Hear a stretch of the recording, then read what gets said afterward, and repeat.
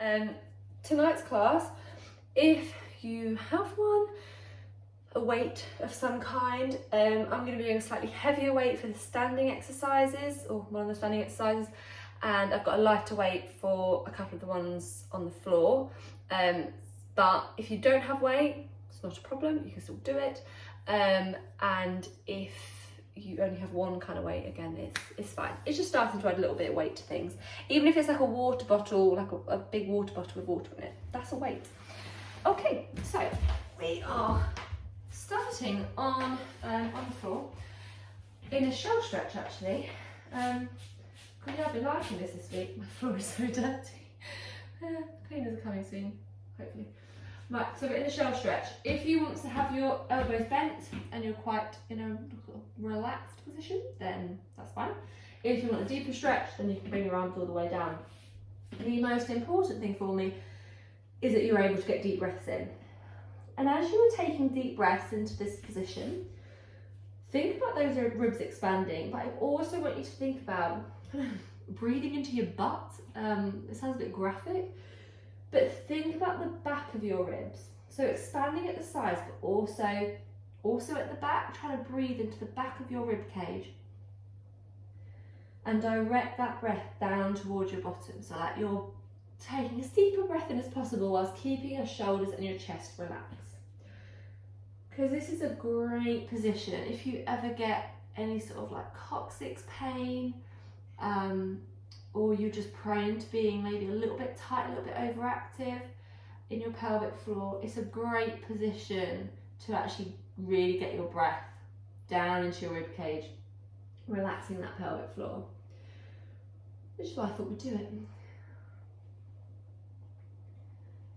So if you find it too uncomfortable in your hips to have your knees too wide, then you can either just come up a little bit so you're not like bum all the way down to heels, or just bring your knees in slightly, however you're going to be comfortable.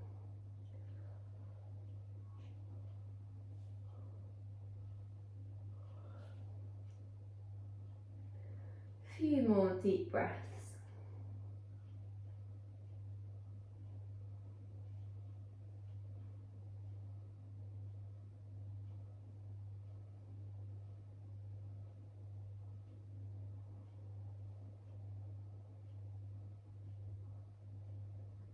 And then I want you to think about that pelvic floor now. We're going to start trying to do some lifts.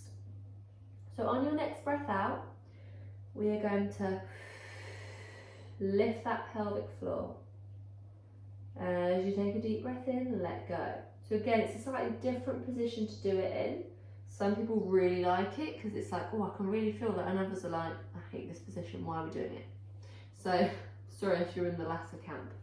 But we're doing it anyway because it is a good position. So as you breathe out, lift that pelvic floor. Deep breath in and let it go. And I want you to start thinking about getting kind of a better connection, a better lift. So think about holding in that far, but then I want you to think about drawing that feeling, that lift and squeeze that you get, draw it towards your belly button to kind of get a full lift. If we think about where the pelvic floor is, mostly at the back around the bum hole, but it obviously does come forward past the vagina, past our wee hole, and then it inserts into your pubic bone. So think about that full length of it. On that breath out, lift initially, because you need that lift before you then pull up towards your belly button. And if that feels like you get a better lift, brilliant.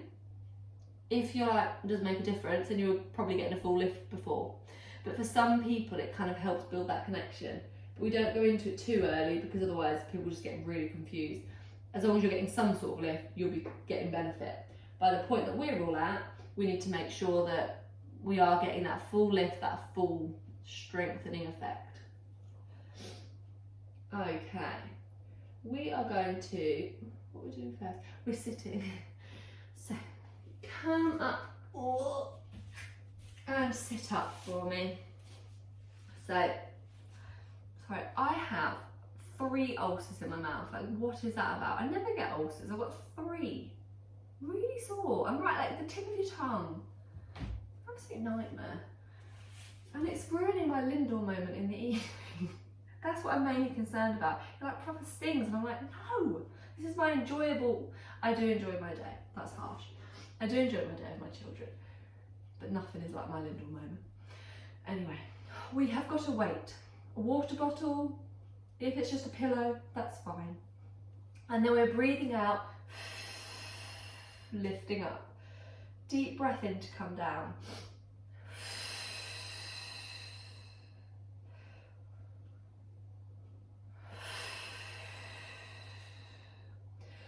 And as we lift those arms up, I just move to the side.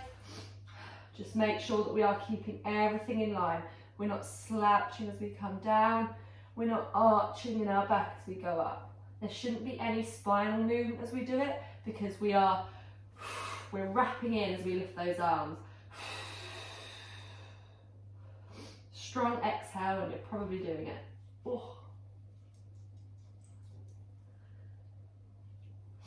And make sure again we are relaxing that belly on the way down. I don't want you drawing in and kind of like, oh yeah, I'm drawing in the whole time, because your pelvic floor won't keep up at that, and you will start to feel heaviness down below if you just draw in, and you never actually relax off. You need to work through the full range of the muscle and not just keep everything gripped.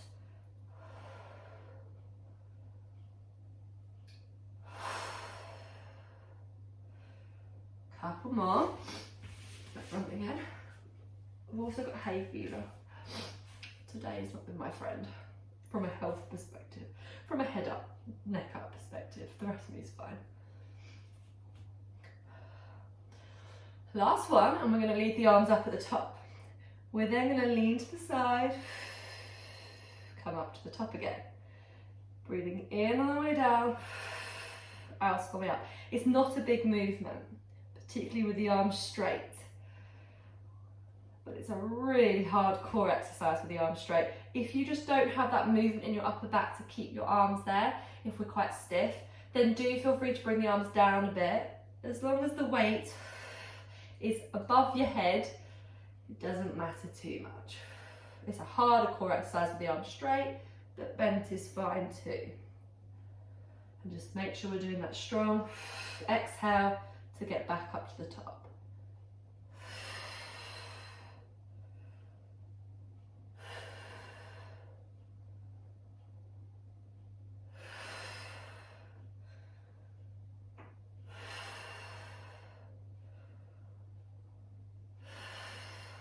One more, each side.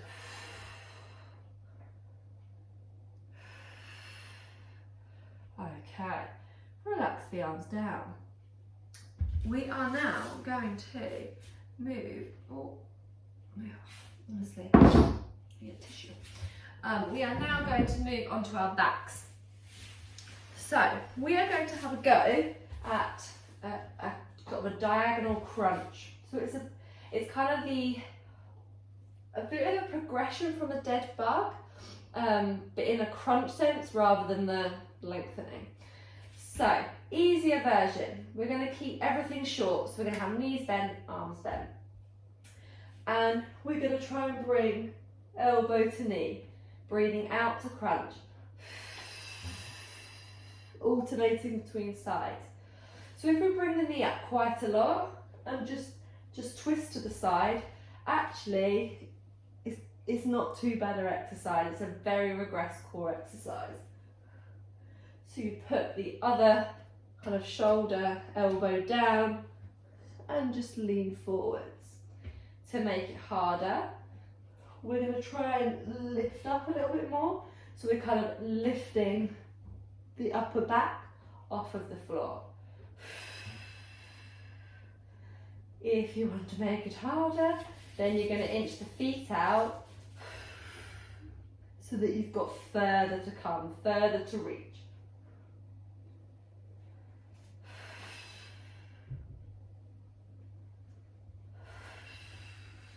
And that is probably enough for everyone, but if you want to make it harder, even harder, then we can bring our feet up. so we don't have support from the floor with our feet. But make sure we're not coning, doming down the centre. I would rather you were in control of it and really getting that wrapping in as we twist. So as we twist, breathing out, getting that flattening effect from the pubic bone all the way up to the top. Coning, doming, if there is a little bit, I don't mind too much, as long as you don't feel pain, any heaviness down below. It's all right. Probably means you're on the limit of what you can do. One more each side.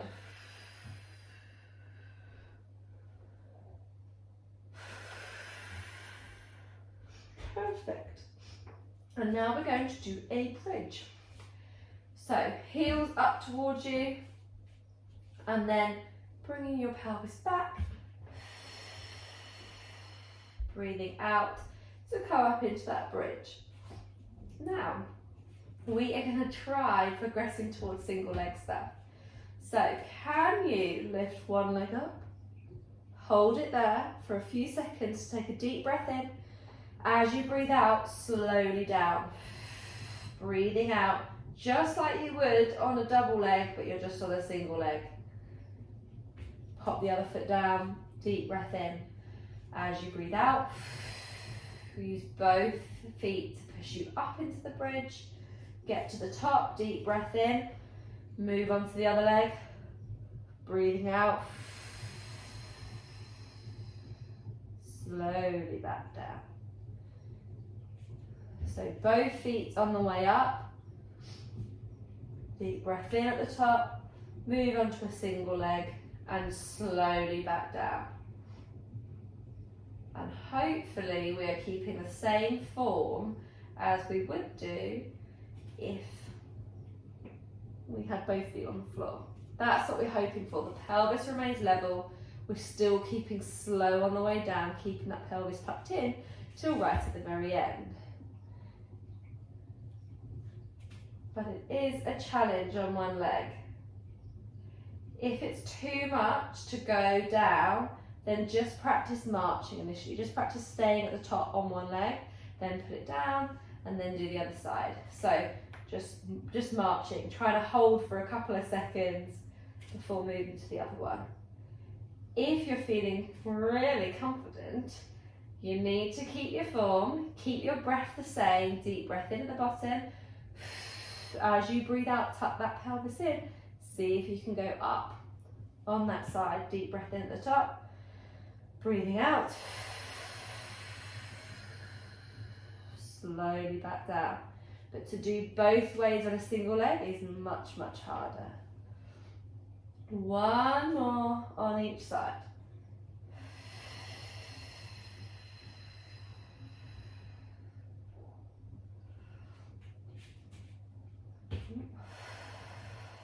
So choose where you're at.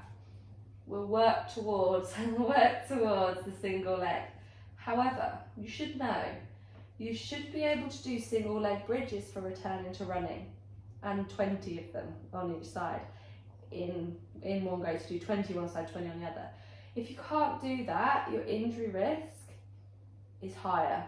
Not from a pelvic floor perspective, it's a strength test to make sure our hips and knees particularly are strong enough. So, something to bear in mind. Okay, we're going to stand up. So we've done our core bit. That a word? Core. Whatever. Anyway, right. Standing. Grab your weight. If you don't have a weight, that's fine. You've got a baby still up, and grab the baby. Or if you're not doing it today, oh yeah, you can actually grab your baby. Just hold your baby. So, deep breath in on the way down. Breathing out on the way up. Then we're going to go to a hip hinge. So we're basically doing a squat first, then a deadlift. Squat, deadlift. So between the two, always breathing in on the way down, out on the way up. Keep the legs fairly wide. And and think about lifting that pelvic floor as you stand up. As long as you don't feel heaviness, you'll be doing what you need to do in your pelvic floor. If you feel any sort of heaviness, dragging, anything like that, then maybe drop the weight.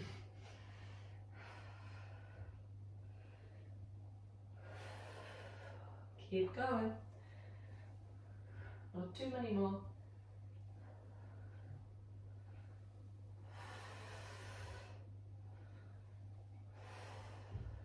Last combo. One more squat, one more deadlift. Good. And now drop the weight. We are now going to do some squat jumps. If you don't want to jump, we're going to do the power up instead. So a power up, squatting down, jumping up. No, that was a full jump. What, my brain? Deep breath and lie down, just up onto your toes for the power up, sorry.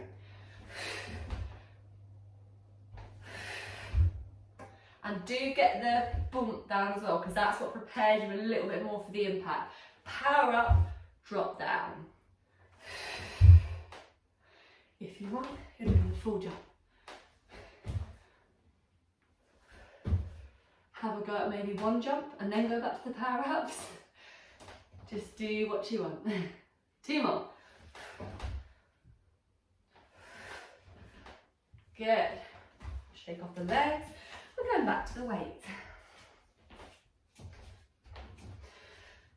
So, squat and deadlift.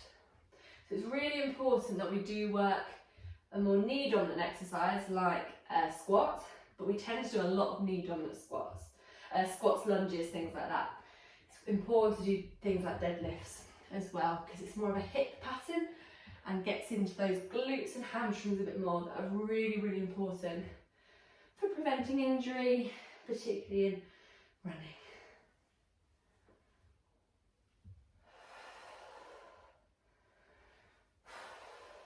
A few more.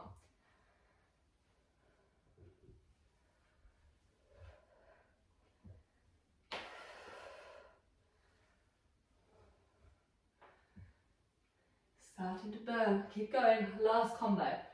Squat, deadlift. Then drop the weight. We're going to our jumps or power ups. So power up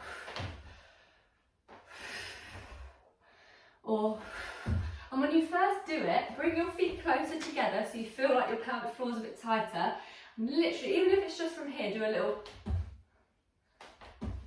Just get a little jump going, just to get the sensation of impact. When you first do it, you will feel like, oh my God, was that okay? Because you have to build up that confidence in your body again. Most likely, you will be okay with everything that you've been doing up until this point. Last one. And relax, shake off the legs. Last time through. You're all loving it. I can feel it through the camera. You love it. The burn. Great. Right. Squat. Into deadlift.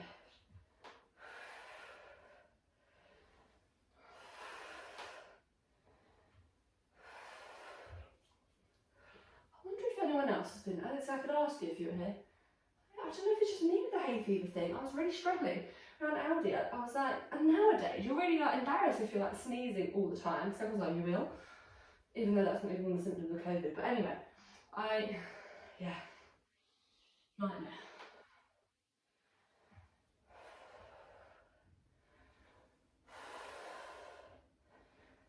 Nearly there. As things start to burn, focus on that breath. Breathing in all the way down, out and the way up. Keep those breaths nice and deep. Strong exhale. Keep that pelvic floor working with you as you get tired. Last combo. And then we're going to drop the weight. And go to our jumps. One last time. So, power up, or full jump, or somewhere in between. Bring those legs together, just do a little jump, even if it's just a, oh, did I do it? Then move your legs a bit wider apart. Oh, was that okay? You can then start working on powering up, but you don't need to do that straight away. There are bits in between jumping, but unfortunately at some point you do just have to jump and see how it feels. With all the weight you're doing, you're not suddenly going to wet yourself.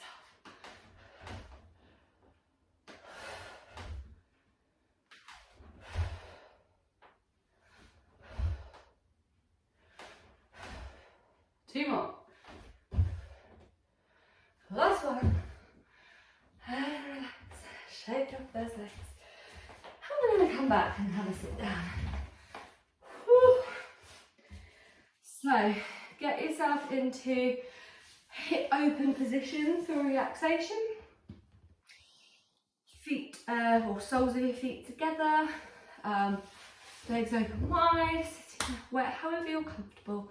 But just so we're in sort of a widened position in our pelvic floor. And then we are going to go to our deep breaths. Deep breaths in and out. Thinking about relaxing that pelvic floor up.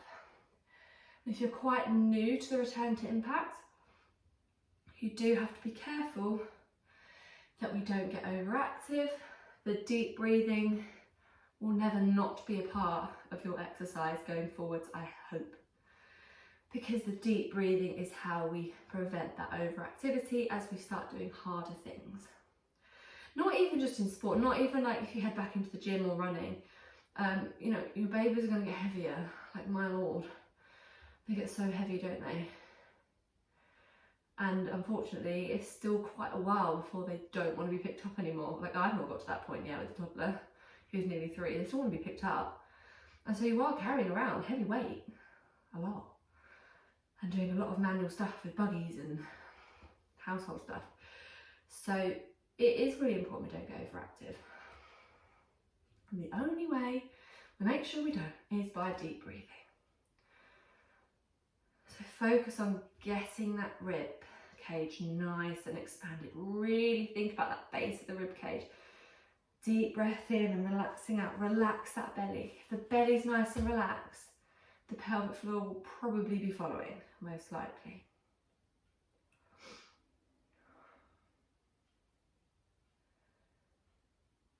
If you want to add in your little lift, feel free. So on that breath out, as a reminder, sneeze again. Good pelvic floor, doing its job. As you take a breath out, you're going to do that little lift. So not a full lift, not lifting up, strong exhale. Just a little lift, like you're going to sit on something cold, 0.5 centimetre. And then as you take that deep breath in, those ribs expand, the belly relaxes, and then feel that lowering. The little lift that you did, let it go. You're not pushing it down, you're not forcing it, you're just letting it go. Feel that movement. And that's what you need to tune in with the relaxation side of things. It should feel like when the pelvic floor is at its lowest point, that you don't have any tension in that area whatsoever. And again, generally, if we've kind of got like an achy back and it kind of, it's just a bit stiff, achy, our pelvic floor often is gripping a little bit.